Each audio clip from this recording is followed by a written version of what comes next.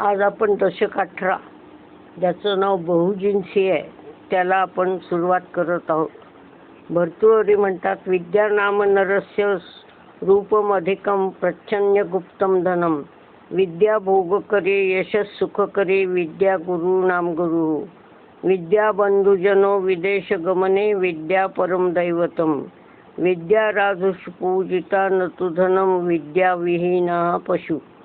विद्या ही माणसाला सुंदर रूपापेक्षा श्रेष्ठ व गुप्त असे धन, नाना भोग, कीर्ती व सुखे देणारी, गुरूंची गुरु, परदेशात भावासारखी, महादैवतासारखी असते. जाणते शहाणे राजे असतात त्यांना विद्याच पूजनीय वाटते, संपत्ती नाही. विद्या नसलेला जो कोणी असेल तो पशुच समजावा. या दशकाला बहुजिन्सी हे नाव आहे. साधकाने एककल्ली होऊ नये. अनेक गुण हे परमेश्वराचीच रूपे आहेत. रामकृष्ण मठाचा संन्यासी तबला वाजवतो, वाद्य शिकतो, वाहन चालवितो, संगणक वापरतो, खेळ खेळतो, त्याला इंग्रजी येते व जगात काय घडते ते माहीत असते. याचाच अर्थ संन्याशाने सर्व विद्या शिकाव्यात, त्या ईश्वरी शक्ती म्हणूनच. म्हणजे त्याच्या भोवती सर्व तऱ्हेची माणसे गोळा होऊन संघटन वाढेल व समाजाला त्याचा फायदा होईल. हरिद्वारला शांतिकुंज संस्था आहे. तेथे सर्व कलात प्रावीण्यप्राप्त म्हणजे PhD वगैरे झालेली व्यक्ती असून कला शिकविल्या जातात व त्या कलांचा रोग निवारण्यावर इलाज म्हणून उपयोग होतो. म्हणून तितक्या विद्या आत्मसात करण्याचा प्रयत्न करावा. या दशक 18 मधला पहिला समास आहे, त्याचं नाव आहे बहुदेवस्थान. कांक्षतः कर्मणाम सिद्धी यजंत इह देवता. क्षिप्रम हि मनुष्य लोके सिद्धिर्भवती कर्मजा.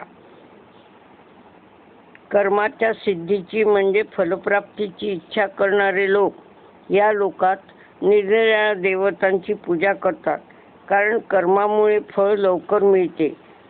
हे भगवंतांनी गीतेमध्ये 4थ्या अध्यायात सांगितलेलं आहे. या दशक 18च्या पहिल्या समासाचे नाव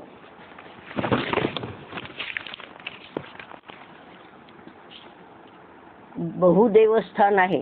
यात माणसाच्या स्वभावानुसार आणि आवडीनुसार परमेश्वर वेगवेगळी रूपे घेतो. रूप बदलले की नाव बदलते. अशा देवांची नावे समर्थ सांगतात. प्रल्हादाच्या म्हणण्यापेक्षा हिरण्यकश्यपूचे जो वर मागितला त्याची पूर्तता करण्यासाठी व ईश्वर सर्वत्र आहे हे प्रल्हादाचे वचन खरे करण्यासाठी देवाने खांबातून नृसिंहाचा अवतार घेतला. द्रौपदीची लाज राखण्याकरिता त्याने अनेकविध वस्त्रांचे रूप धारण केले. पुंडलिकाच्या आईवडिलांच्या सेवेने प्रसन्न होऊन तो विटेवर युगानयुगे उभा आहे. श्रीराम. तुझ नमु गजवदना तुझा महिमाची कळेना. विद्या बुद्धी देशी जना लहान थोरासी. श्रीराम. अभिप्रेतार्थ सिद्ध्यर्थम पूजितो यश सुरेरपी. आपले मनोरथ पूर्ण व्हावे म्हणून देवसुद्धा ज्याचे पूजन करतात त्या गजाननाला समर्थ प्रथम नमन करतात. त्याचा महिमा अपरंपार आहे. तोच सर्व लहान मोठ्यांना बुद्धी देणारा आहे. नमन माझे गणनाथा, नमन माझे विघ्नहर्ता, नमन माझे एकदंता, दीनबंधू नमन माझे. श्रीराम. तुझ नमु सरस्वती चारी वाचा तुझे निस्फूर्ती. तुझे निज रूप जाणती ऐसे थोडे. श्रीराम. सरस्वती ही विद्येची देवता. तिच्यामुळेच परापश्यंती, मध्यमा व वैखरी या चारी वाणींना स्फूर्ती मिळते. शब्दब्रह्माची तीच प्रगट अशी मूर्ती आहे. तिचे आत्मस्वरूप जाणणारे फार थोडे आहेत. चारी वेद, पुराणे, शास्त्रे ही तिच्यामुळेच उत्पन्न झाली. तीच कवींची, सर्व कलांची अधिष्ठात्री देवता आहे. श्रीराम. धन्य विष्णू पाळण करीसी एकांशे सकळ जीवासी. वाढविसी वर्तविसी जाण जाणो श्रीराम. हे धन्य धन्य चतुरानना त्वा केली सृष्टी रचना, वेदशास्त्री भेदनाना प्रगट केले श्रीराम. हे ब्रह्मदेवा, चतुरानना, चारी दिशेला तू पाहू शकतोस. तू सृष्टीकर्ता रजोगुणी आहेस. ओंकाराची अध्याक्षरातून ओंकारातील अध्याक्षर तूच आहेस. वेद शास्त्रे व विविध प्रकार तूच उत्पन्न केलेस श्रीराम. धन्य विष्णू, पाळण करसी एकांशे सकळ जीवासी, वाढविसी वर्तविसी जाण जाणो श्रीराम. सर्व पृथ्वीचा पालन करता तू अंश रूपाने म्हणजे प्राण्यातील जाणीव निर्माण करू त्याचे पालन करतोस, वाढवितोस व कार्यप्रवण करणारा तू विष्णू धन्यच आहेस.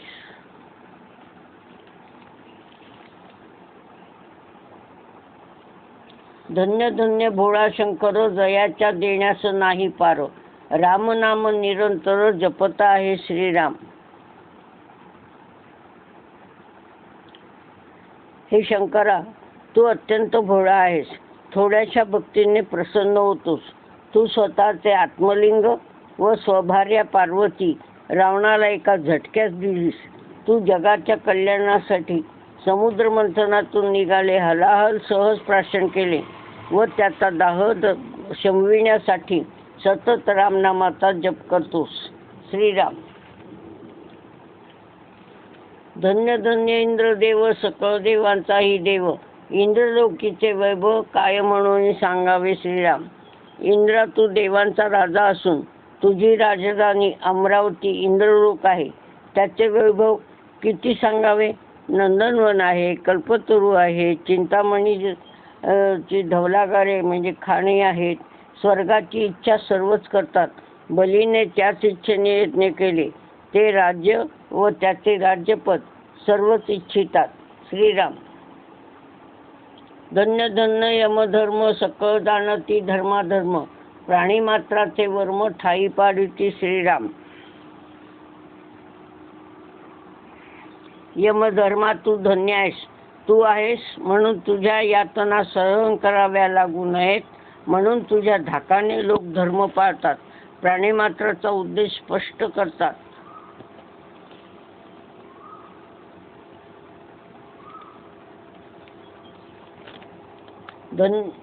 व्यंकटेशी महिमा किती, भले उभ्या अन्न खाती, वडे धिरडी स्वाद घेते, अतळस आपालांच श्रीराम.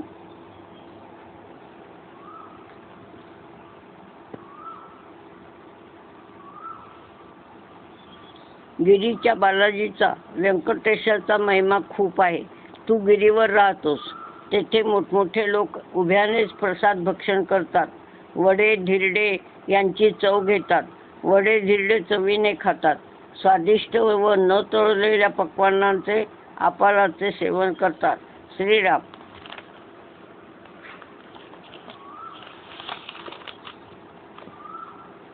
धन्य तू ओ बनशंकरी, उदंड शाखांचे आहारी, विवर विवरो भोजन करी ऐसा कैता श्रीराम.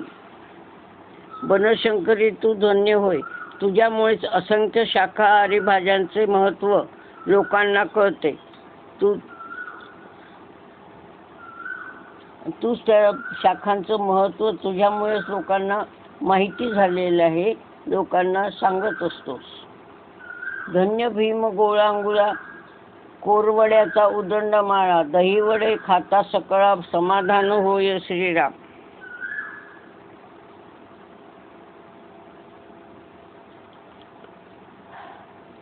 मारुतीराय, तुमची रामावरील दास्यभक्ती आदर्श आहे.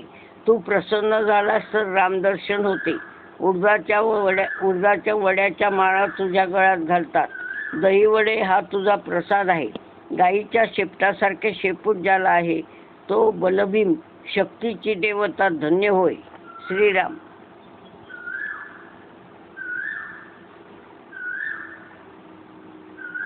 धन्य तुका खंडेराया, भंडारे होय पिवळी काया, कांदे भरीत रोडगे खाया, सिद्ध होती श्रीराम. एकोट एकोट जय मल्हार म्हणजे खंडोबाचा जय जयकार म्हणत जेजुरी गडावर हळदीचा भंडारा उधळतात.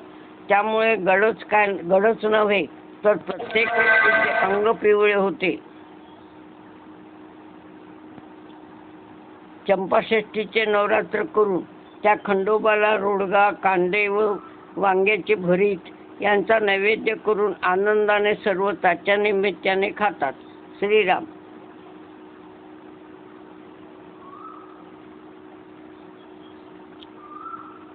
धन्य तुळजा भवानी, भक्तात प्रसन्न होते जनी, गुणवैभवास गणे ऐसा कैची. श्रीराम.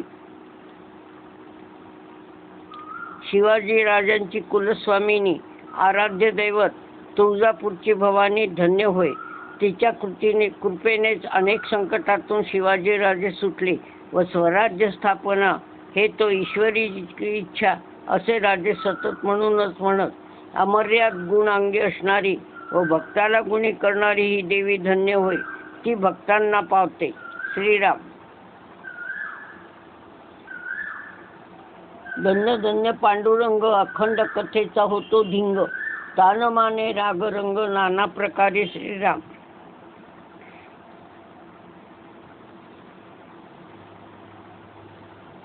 पंढरपूरचं वैभव काही वेगळेच. चंद्रभागेत स्नान, वाळवंटात सतत कथा कीर्तनाचा रंग चालू असतो. भक्त भक्तीत देहभान विसरतात व नाना वाद्यांच्या तालावर नामस्मरणाबरोबर नाचत असतात. त्यावेळेला भगवंत स्वतः त्या आनंदात रंगून जातो.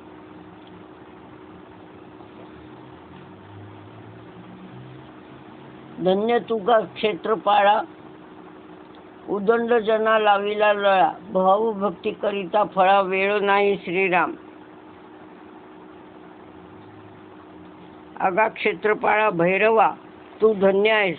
अनेक लोकांना तुझी सेवा करण्यास हयगय झाल्यास वेळ लागले आहे. सद्भावाने तुझी भक्ती केल्यास तू लगेच पावतो व फळ देतोस. अनेकांना आपल्या भक्तीत भजनी लावणारा देव तू आहेस. श्रीराम. रामकृष्णादी अवतार त्याचा महिमा अपार, उपासनेस बहुत नर तत्पर झाले. श्रीराम.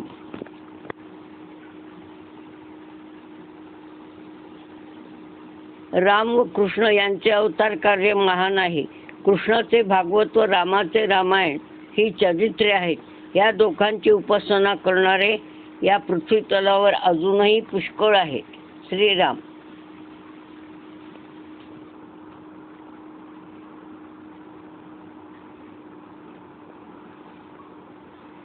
सकळ देवांचे मूळ तो अंतरात्माची केवळ, भूमंडळी भोग सकळ तासीच घडे. श्रीराम.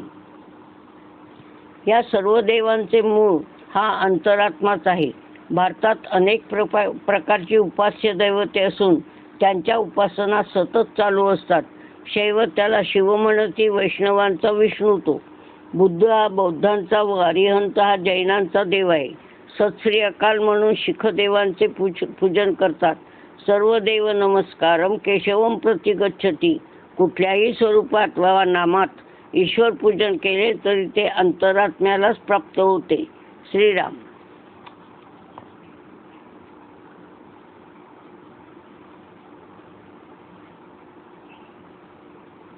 नाना देव होऊनी बैसला, नाना शक्ती रूपे झाला, भोगता सकळ वैभवाला तोची एक. श्रीराम.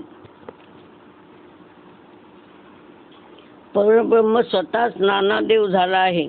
तो अदृश्य रूपात या अवतारात सतत वावरत असतो व भक्तांच्या इच्छेप्रमाणे त्या रूपात त्याला फळ देतो. सगळ्या देवांचे भजन भक्ती ती त्यालाच पावते. यम प्रार्थयन्ते जगदीश तारम, स एक एव प्रभुर द्वितीया. तो भगवंत परब्रह्म एकच आहे. श्रीराम.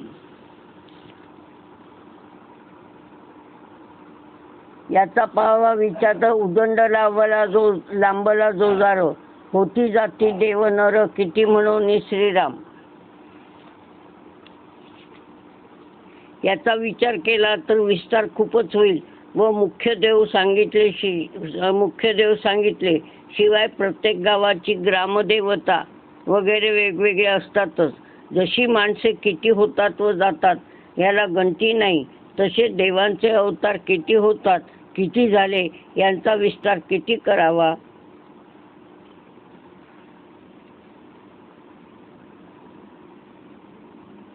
कीर्ती आणि अपकीर्ती, उदंड निंदा, उदंड स्तुती, सर्वत्रांची भोगप्राप्ती अंतरात्म्यासीच घडे. श्रीराम.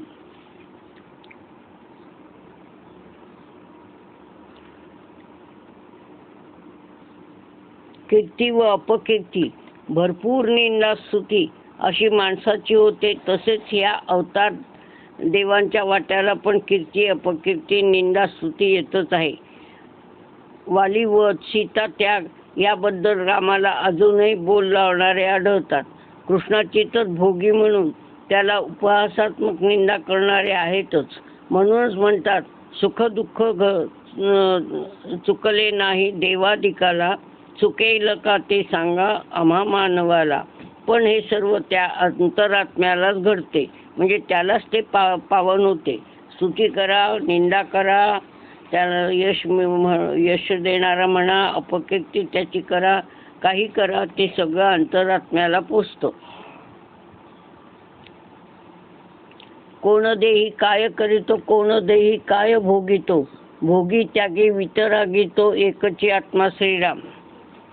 कोणता देह काय जे कार्य करतो किंवा उपभोग घेतो, भोगणारा त्यागणारा देहाच्या माध्यमातून जे जे कर्म करतो ते करणारा अंतरात्माच असतो.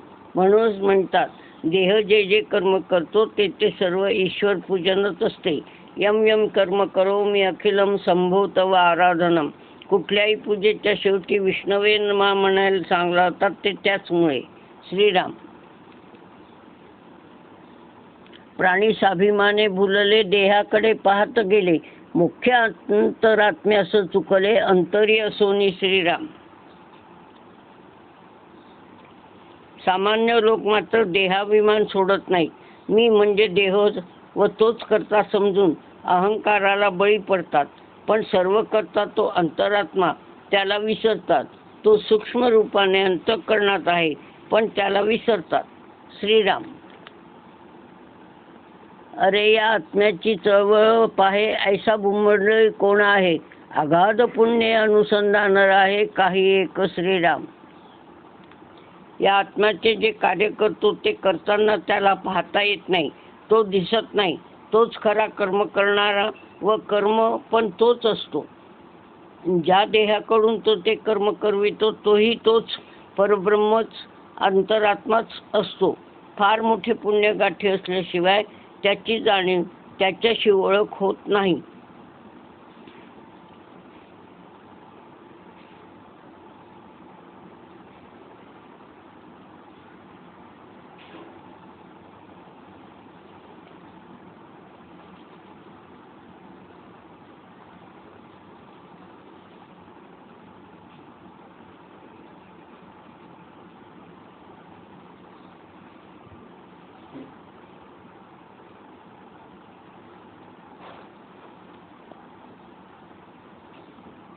सर्व जनात तो अंतरात्मा भरून आहे हे आपल्याला ते कळत नाही.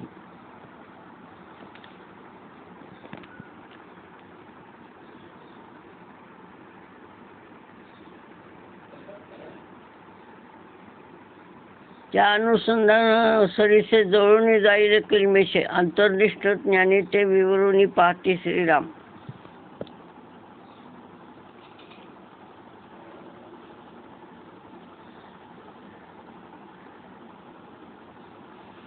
एकदा का त्या परमात्म्याशी गट्टी जमली, त्याला जाणले की सर्व पाप जळून जाते. ज्यांनी असा अंतःकरणातून त्याला जाणले ते त्याला व अंतर्दृष्टीनेच पाहतात, त्याचे वर्णन विचारपूर्वक करतात. श्रीराम. अंतर्निष्ठ तितके तरले, अंतर्भ्रष्ट ते बुडाले, बाह्याकारे भरंगळले लोकाचारे. श्रीराम.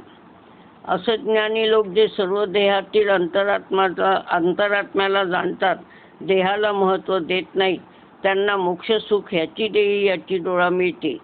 मी ते आत्म्याला संतुष्ट करतो हे समाधान मिळणे म्हणजेच मोक्ष मिळणे होय. पण जे देवाच्या नावाखाली आपली तुबडी भरतात, देह उपभोग घेतात व ते जन्ममृत्यूच्या फेऱ्यात सापडतात. कारण या जन्मी करावे ते पुढच्या जन्मी भोगावेच लागते व हे नश्वर सुख शेवटी दुःखालाच कारण ठरते. वाईट गोष्टी केलेल्या मनाला ते स्वतःला टोचते. हेच असमाधान होय आणि मग हेच आपल्याला जन्ममृत्यूच्या फेऱ्यात अडकवते. इति श्री दासबोधे गुरुशिष्य संवादे बहुदेवस्थान निरूपण नाम समास प्रथम श्रीराम. जय जय रघुवीर समर्थ.